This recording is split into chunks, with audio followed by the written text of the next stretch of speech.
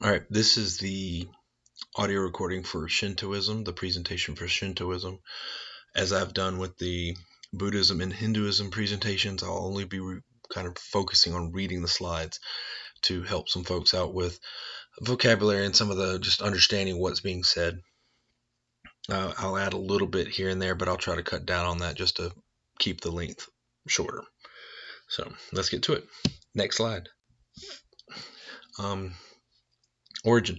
Again, that's where it starts. When you talk about the origin, you mean where it came from.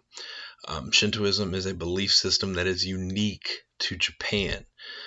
It has not spread to other parts of the world, so that's where you get the unique part to it. It doesn't go anywhere else. It's strictly in Japan. Shintoism was once the official state religion of Japan and is still widely honored among the Japanese today. Used to be, if you were in Japan, Japanese citizen, you were expected to practice Shintoism. Next slide. Kami. Shintoism is based on the traditional Japanese teaching that everything in nature contains kami, or the spirit of a god.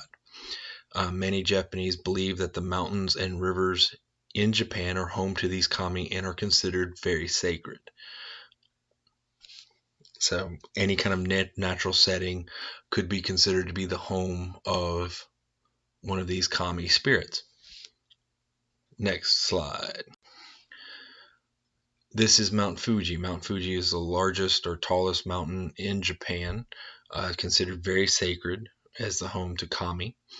And if you notice down in the kind of right side, you'll see that kind of orange, reddish arch looking thing. That's a torii. And we'll talk about that when we get a little bit closer picture of it a little later in the presentation. Next slide.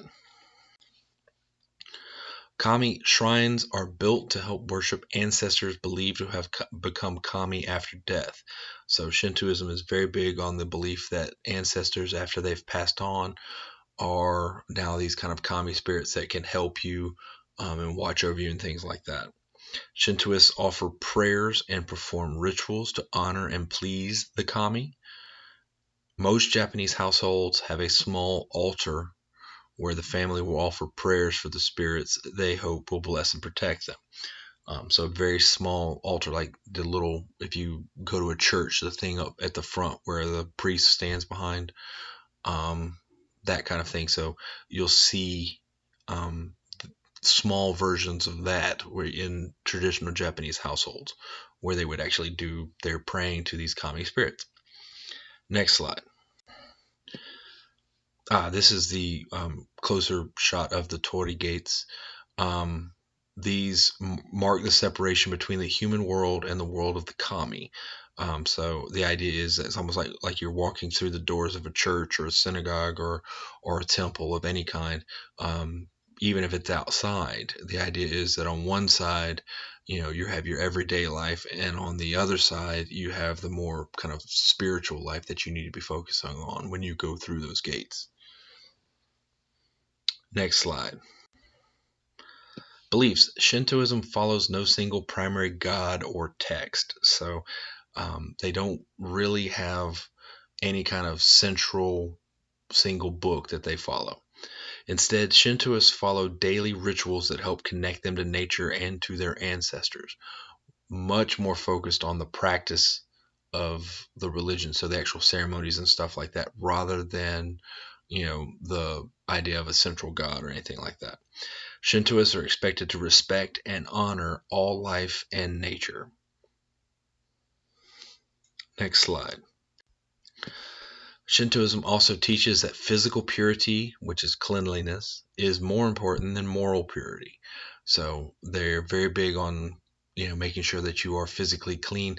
In fact, if you go to a Shinto temple, there's often like a little trough of water out there that you have to kind of wash your hands off lightly with and things, so to make sure that you are clean to go into the temple. Followers must perform many ceremonies and rituals to cleanse and purify the world. Since Shinto offers no ideas of a moral code, a god, or a life after death, many Japanese who practice Shinto also practice another religion as well. So it's not uncommon to practice this Shinto religion, but also add in the belief system of another religion as well. Next slide. We'll finish up looking at this picture of a Shinto shrine. You can see the very intricate architecture here, and you could not see it here, but if you were able to pull back more, you would see the torii gate a little bit further back off to the right. But again, very similar in structure to some of the Buddhist temples we've seen, and kind of that traditional ornate architecture style that we see in most South and East Asia structures. That's that.